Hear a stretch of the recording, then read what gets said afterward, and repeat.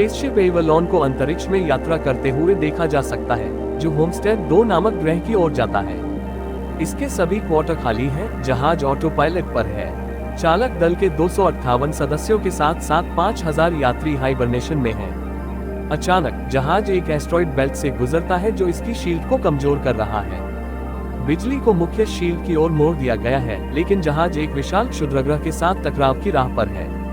अचानक क्षुद्रग्रह जहाज से टकरा जाता है, जिससे कई तरह की खराबी आ जाती है। जहाज स्वयं मरम्मत शुरू कर देता है, लेकिन हाइबरनेशन पॉड्स में से एक सक्रिय हो जाता है। जागृत यात्री जिम प्रेस्टन एक मैकेनिकल इंजीनियर है। उसका पॉड खुलता है और एक ऑटोमेटेड सिस्टम उसे जागने में मदद करती है, जो उसे बताती है कि उसने निलंबित एनिमेशन में 120 साल बिताए हैं और जहाज होमस्टेड 2 से केवल 4 महीने की दूरी पर है। उसे बताया गया है कि वह उस समय को जहाज के शानदार पहलुओं का आनंद लेने में खर्च कर सकता है। जिम को ग्रह पर आगमन से पहले अपने आईडी बैंक, अपने केबिन और उन प्राथमिक गतिविधियों के बारे में निर्देश प्राप्त होते हैं जिनमें उसे भाग लेना है।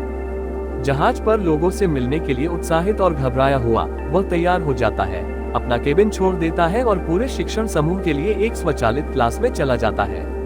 जिम थोड़ा चिंतित दिखता है, क्योंकि होलोग्राम पृथ्वी पर स्थिति की व्याख्या करता है, इसे ओवरपॉपुलेटेड, महंगा और ओवररेटेड कहता है। यह उसे अपने प्रश्नों को पाठ के अंत तक रखने के लिए कहता है, लेकिन जिम पूछता रहता है कि वह वहां अकेला क्यों है। उसे एहसास होता है कि होलोग्राम उसे उत्तर नहीं दे सकता और वह अन्य लोगों की तलाश में चला जाता है। वह जहाज के मुख्य कॉन्कोज में पहुंच जाता है। वहां भी कोई नहीं है, लेकिन एक ऑटोमेटेड सूचना डेस्क मदद की पेशकश करता है। जिम एक वास्तविक व्यक्ति से बात करने के लिए कहता है और उसे एक प्रबंधक से बात करने के लिए भेज दिया जाता है, लेकिन जब उसे पता चलता है कि वहां भी कोई नहीं है, तो वह कप्तान से बात करने के लिए कहता है। जब वह वहां पर पहुंचता है, तो वह देख सकता है कि मुख्य दल में से कोई भी जाग नहीं रहा है। जिम अंततः ऑब्जर्वेटरी में जाता है, जहां उसे पता चलता है कि जहाज वास्तव में होमस्टेड 2 से 90 साल दूर है। उसे एहसास होता है कि वह बहुत जल्दी जाग गया है, इसलिए वह कॉन्कोज में वापस जाता है और पृथ्वी पर एक संदेश भेजता है कि उसे क्या करना चाहिए, क्योंकि वह नहीं जानता कि हाइबरनेशन में वापस कैसे आना है। संचार प्रणाली ने उन्हें सूचित किया कि पृथ्वी पर कॉल का उत्तर पाने में लगभग 55 वर्ष लगेंगे। वह इधर उधर घूमता है और जहाज के बार में उसे एक अन्य व्यक्ति दिखाई देता है। जब वह बारटेंडर से बात कर रहा होता है तो उसे कुछ अजीब लगता है। जब वह उसके लिए ड्रिंक लेने जाता है, जिम को पता चलता है कि वह एक एंड्रॉइड है। इसे आथा कहा जाता है। जिम उससे और अधिक जानकारी प्राप्त करना चाहता है, लेकिन वह एंड्रॉइड को यह भी नहीं समझा पा रहा है कि उसके लिए समय से पहले वहां पहुंचना कैसे संभव है। जिम अगले दिन अपने केबिन में उठता है और कैंटीन में जाता है, जहां उसे कॉफी मिलती है और वह ये पता लगाने की कोशिश करता है कि अपने हाइबरनेशन चैम्बर को कैसे ठीक किया जाए।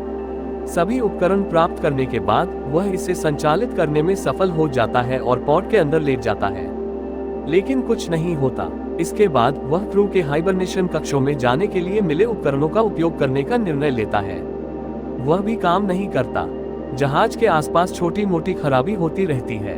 एंड्रॉइड उसे कुछ सलाह देता है, जो उसे एक कमरे में घुसने और जहाज पर कुछ मौज मस्ती करने के लिए मना लेता है। जिम सभी रेस्तरां, खेल, मनोरंजन प्रणाली को आजमाता है, लेकिन जैसे जैसे समय बीतता है, वहां अकेले रहना उसके लिए और भी दुखद हो जाता है। एक दिन वह नशे में धुत हो जाता है और हाइबरनेशन पॉड्स के आसपास घूमता है। तभी वह स्पेसवॉक के लिए डिजाइन किए गए स्पेस सूट के साथ एक एयरलॉक में गिर जाता है। जिम एक सूट पहनता है और एयरलॉक के पास जाता है, एक लीवर दबाता है और फिर एयरलॉक दरवाजा खोलने के लिए बटन दबाता है। जहाज के बाहर वह दृश्य देखकर मंत्रमुग्ध हो गया। वह समय में उस क्षण का अनुभव करने वाला एकमात्र जागरूक इंसान है। जिम अपने जूतों पर चुंबक छोड़ता है और अंतरिक्ष में तैरता है।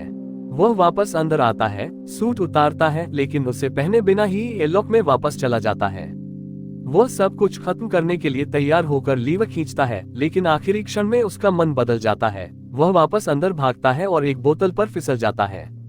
जिम खड़ा हो जाता है और तुरंत पॉड्स में से एक महिला की ओर आकर्षित हो जाता है, जिसका नाम ऑरोरा है। वह डायरेक्टरी में उसकी फाइलें खोजता है और उसका इंटरव्यू सुनता है और उस पर मोहित हो जाता है। बाद में यह उसके पॉड के बगल में फिर से उसका इंटरव्यू सुनता है। बार में वह उसका कुछ काम पढ़ रहा है। जिम उसके बारे में सोचता रहता है और उसे भी जगाने का विचार आने लगता है। वह एंड्रॉइड के साथ इस पर बात करता है, लेकिन वह पहेली को समझ नहीं पाता है। यदि वह उसे अपने लाभ के लिए जगाता है तो वह उसे जहाज पर मरने के लिए अपने साथ वहीं फंसा देगा। जिम पहले इसके खिलाफ निर्णय लेता है, लेकिन जैसे जैसे समय बीतता है वह इसे जाने नहीं दे सकता और एक दिन उसका मन बदल जाता है। वह उसके पॉड के पास जाता है और उसे सक्रिय करने में सफल होता है। जैसे ही वह जागती है और उसी प्रक्रिया से गुजरती है जैसे उसने किया था, वह छिप जाता है और अपने कमरे में वापस चला जाता है। थोड़ी देर बाद वह उसे ढूंढने की उम्मीद में मुख्य कॉन्कोज में जाता है और वह वहां है, ठीक उसी तरह भ्रमित है जैसे वह 1 साल पहले था। जिम उसे बताता है कि केवल वे ही जाग रहे हैं और उसे ऑब्जर्वेटरी में ले जाता है। फिर वह उससे कहता है कि वह न तो चालक दल तक पहुंच सकता है, न ही जहाज के मुख्य कमांडो तक। अरोरा घबरा जाती है और अपने पॉड में वापस जाना चाहती है। जब वे वहां पहुंचते हैं तो जिम बताते हैं कि जहाज पर कोई विशेष उपकरण नहीं है जो उन्हें हाइबरनेशन में वापस लाने में मदद कर सके। प्रभावी ढंग से उसे बता रहा है कि वे फंसे हुए हैं। वे कॉन्कोज में वापस जाते हैं और वह उससे कहता है कि उसे आराम करना चाहिए क्योंकि वह अभी हाइबरनेशन से बाहर आए हैं। जहाज पर 1 साल से अधिक समय अकेले बिताने के कारण उसे उसके लिए खेद महसूस होता है। जिम अपने किए पर पछतावा महसूस करते हुए बार में वापस जाता है। वह आर्थर से कहता है कि वह अरोरा को यह न बताए कि उसने ही उसे जगाया था। अगले दिन अरोरा जाग गई। वह कॉन्कोज में वापस जाती है और स्वचालित सूचना डेस्क से हाइबरनेशन पॉड्स के बारे में पूछती है। जिम वहां उसके साथ शामिल हो गया और वे नाश्ता लेने चले गए। जैसे ही वे चले जाते हैं, सूचना डेस्क में किसी प्रकार की खराबी आ जाती है। कैंटीन में अरोरा को पता चलता है कि जिम 1 साल से अधिक समय से एक ही नाश्ता खा रहा है, तो वह गोल्ड क्लास मेनू में से उसके लिए भी नाश्ता ले लेती है। वे पॉड्स को ठीक करने की संभावना के बारे में बात करते हैं, लेकिन अरोरा हार मानने के लिए तैयार नहीं है। वह अस्पताल में खोज करती है, फिर शोध दस्तावेजों को देखती है, अंततः चालक दल के हाइबरनेशन क्वार्टर में पहुंच जाती है और दरवाजे तोड़ने की कोशिश करती है। जिम को पूरे जहाज में और भी खामियां नजर आती हैं। कुछ समय बाद अरोरा अपने जीवन के बारे में शोक व्यक्त करती है, जहाज के चारों ओर टहलती है और पूल में तैरती है और अपनी स्थिति के बारे में अधिक से अधिक जागरूक हो जाती है। वह जिम का इंटरव्यू लेने के लिए कैंटीन जाती है, ये सोचकर कि उसकी कहानी दिलचस्प हो सकती है। जिम बताता है कि उसे उम्मीद है कि नई दुनिया में वह कुछ बन सकता है, वह एक जीवन का निर्माण कर सकता है। बाद में वे ऑब्जर्वेटरी में पहुंच गए और अंततः अरोरा ने वहां रहने का अपना कारण साझा किया। जहाज पर अन्य यात्रियों के विपरीत उसके पास वापसी का टिकट भी है। उसका विचार होमस्टेड 2 जाने, 1 साल तक वहां रहने और पृथ्वी पर वापस आने का था। ऐसा करने वाली पहली पत्रकार बनने और अब तक की सबसे महान कहानी लिखने की थी। अरोरा धीरे धीरे अपनी वर्तमान दुर्दशा को ठीक करने का रास्ता ढूंढना छोड़ देती है और जिम उसे खुश करने का एक तरीका ढूंढता है। वह उसे नाचने, सिनेमा और बास्केटबॉल कोर्ट तक ले जाता है। अंत में वह उसे आर्थर से मिलने के लिए बार में ले जाता है। वह थोड़ी देर के लिए आराम करती है जब तक कि उसे उनकी स्थिति याद नहीं आ जाती। जिम एंड्रॉइड के साथ अकेला रह गया है। उसे अपने साथ किए गए व्यवहार पर बहुत बुरा लग रहा है। अगले ही पल वह किसी चीज के साथ छेड़छाड़ करता हुआ दिखाई देता है और फिर अरोरा ऑब्जर्वेटरी में आती है, जहां उसे क्रिसलर बिल्डिंग का एक छोटा मिनिएचर मिलता है जो उसने उसके लिए बनाया था। कुछ समय बाद वे बार में डेट पर जाते हैं। वे भोजन करते हैं और अपने जीवन के बारे में कहानियां साझा करते हैं। वह उसे बताती है कि जब वह छोटी थी तब उसके पिता की मृत्यु हो गई थी। डिनर के बाद जिम अरोरा को एलॉक में ले जाता है और वे स्पेस सूट में बैठ जाते हैं। वे एक साथ स्पेसवॉक के लिए निकलते हैं। वे वापस अंदर आते हैं और तुरंत किस करते हैं, उसके केबिन में चले जाते हैं।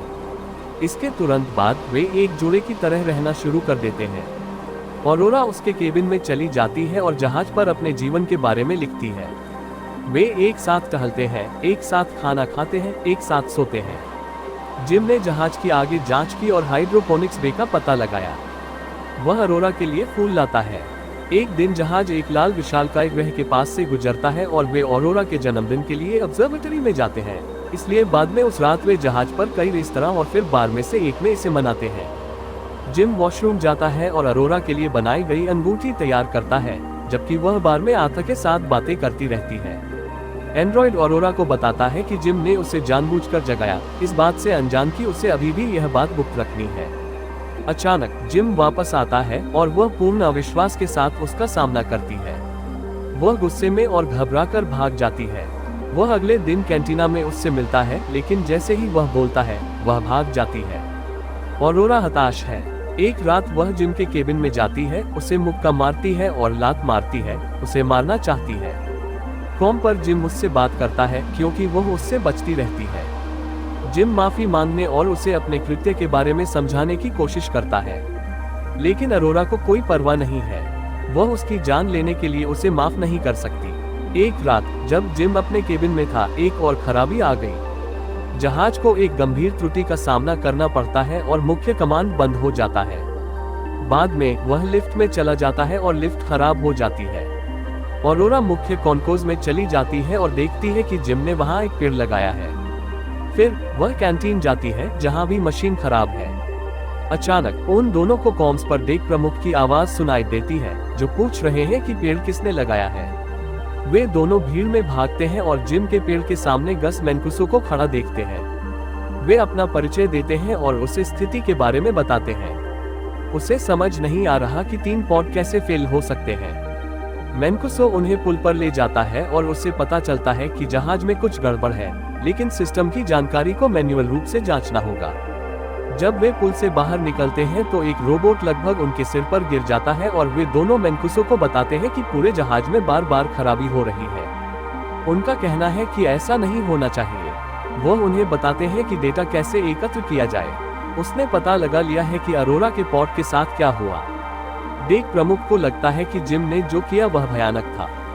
बाद में वह पुल पर एकत्र किए गए डेटा की जांच कर रहा था जब अरोरा उसके साथ जुड़ गई।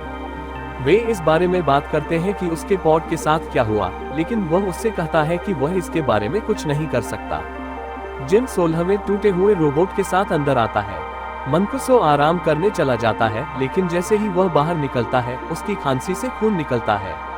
उस रात अरोरा को नींद नहीं आ रही थी, इसलिए वह तैरने चली गई। अचानक पूरे जहाज में गुरुत्वाकर्षण कम हो जाता है और वह डूबने लगती है क्योंकि पुल का पानी उसके साथ बहता है। गुरुत्वाकर्षण ड्राइव रीसेट हो जाती है और वह मुश्किल से बच पाती है। वे दोनों मैनकुसो को ढूंढने के लिए एक दूसरे से टकराते हैं।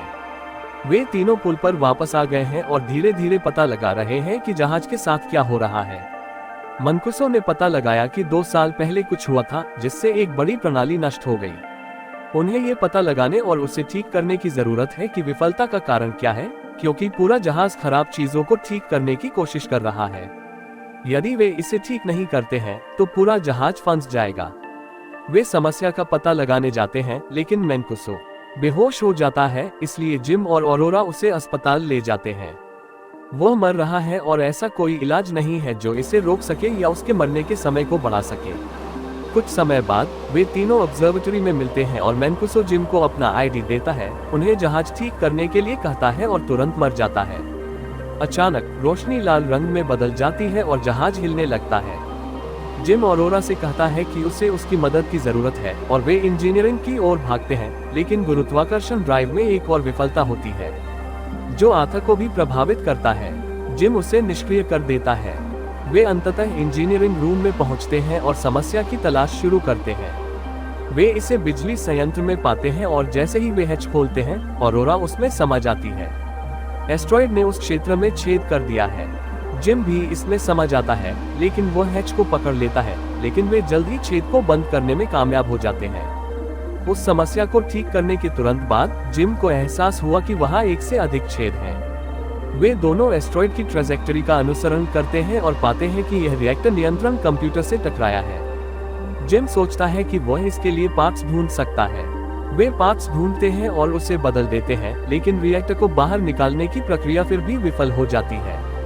वे इसे मैन्युअल रूप से करते हैं, लेकिन ये फिर से विफल हो जाता है। जिम को पता चला कि उसे जहाज के बाहर से वेंट दरवाजा खोलने की जरूरत है ताकि वे रिएक्टर को ठंडा कर सके। वे दोनों एयरलॉक में जाते हैं और जैसे ही वह बाहर जाने के लिए तैयार हो रहा होता है, वह ऑरोरा को मैनकुसो का ब्रेसलेट देता है क्योंकि वह वापस नहीं आ सकता है। वह उसे सूट पहनाने में मदद करती है और जैसे ही वह एयरलॉक में जाता है, वह उसे वापस आने के लिए कहती है क्योंकि वह उसके बिना जहाज पर नहीं रह सकती। ऑरोरा रिएक्टर में वापस चली जाती है जहां तापमान गंभीर ऊंचाई पर पहुंच गया है। जैसे ही जिम बाहर से वेंट के करीब पहुंच रहा है और दरवाजा देखता है, रिएक्टर से एक बोल्ट उसकी बाह में चला जाता है। रिएक्टर कक्ष में तापमान बढ़ जाता है, जबकि वह इसे खोलने के लिए वेंट दरवाजे को बाईपास करने की कोशिश कर रहा है। उसे जल्द ही एहसास हुआ कि उसे दरवाजा मैन्युअल रूप से खुला रखना होगा ताकि रिएक्टर बाहर निकल सके, और वह अरोरा को बताता है। उसे योजना पसंद नहीं है, लेकिन वह इसके साथ आगे बढ़ता है और उसे रिएक्टर में हवा निकालने के लिए कहता है। वह नहीं चाहती कि वह मर जाए और वे बहस करते हैं, लेकिन वह उससे कहता है कि उन्हें अन्य लोगों को बचाना है और वह रिएक्टर को बंद कर देती है। प्रक्रिया सफल है, लेकिन रिएक्टर से निकलने वाला धुआं जिम को दूर धकेल देता है और उसका बंधन तोड़ देता है। उसके सूट का दबाव भी कम हो रहा है। वह अरोरा को बताता है कि क्या हुआ था और वह जितनी तेजी से हो सके दूसरे सूट में जाने और उसे अंदर लाने के लिए आगे बढ़ती है। वह उससे फिर से माफी मांगता है। वह एक सूट पहनती है और उसे लेने के लिए बाहर निकलती है, लेकिन उसका बेल्ट बहुत छोटा है और उसे पीछे खींच लेता है। लेकिन अचानक वह जिम के बेल्ट को पकड़ लेती है और उसे अंदर खींचने में सफल हो जाती है। अरोरा जिम को अस्पताल में खींच ले जाती है, लेकिन उसे पता चलता है कि वह पहले ही मर चुका है। वह मेडिकल प्रोटोकॉल का उल्लंघन करने और उसे पुनर्जीवित करने के लिए मैनकुसो के ब्रेसलेट का उपयोग करती है। मेडिकल पॉड स्वचालित रूप से काम करता है और जिम को पुनर्जीवित करता है। अरोरा ने उसे माफ कर दिया। बाद में अरोरा ने आंख को ठीक कर दिया और उन्होंने मैनकुसो को उचित स्थान पर दफना दिया। जिम उसे अस्पताल में ले जाता है और उसे बताता है कि उसे मेडिकल पॉड को हाइबरनेशन के रूप में उपयोग करने का एक तरीका मिल गया है। वह उसे पॉड के अंदर जाने और बाकी यात्रा वहीं बिताने के लिए कहता है, लेकिन जैसा कि बाद में पता चला, उसने मना कर दिया और जहाज पर जागते हुए उसके साथ रहने का फैसला किया। आखिरकार जिम ने उसे प्रपोज किया और वे जहाज पर अपना जीवन व्यतीत करते हैं। 88 साल बाद एवलॉन होमस्टेड 2 पर आता है। चालक दल जाग जाता है और जहाज को बहुत अप्रत्याशित स्थिति में पाता है। अरोरा ने उनके लिए एक संदेश छोड़ा, जिसमें उन्होंने अपने और जिम के जीवन की कहानी दोहराई जब बाकी लोग जहाज पर सो रहे थे। हमारे चैनल को सब्सक्राइब अवश्य करें और बेल आइकॉन को दबाएं ताकि आप इस तरह के और वीडियो देख सकें। वीडियो को अंत तक देखने के लिए धन्यवाद।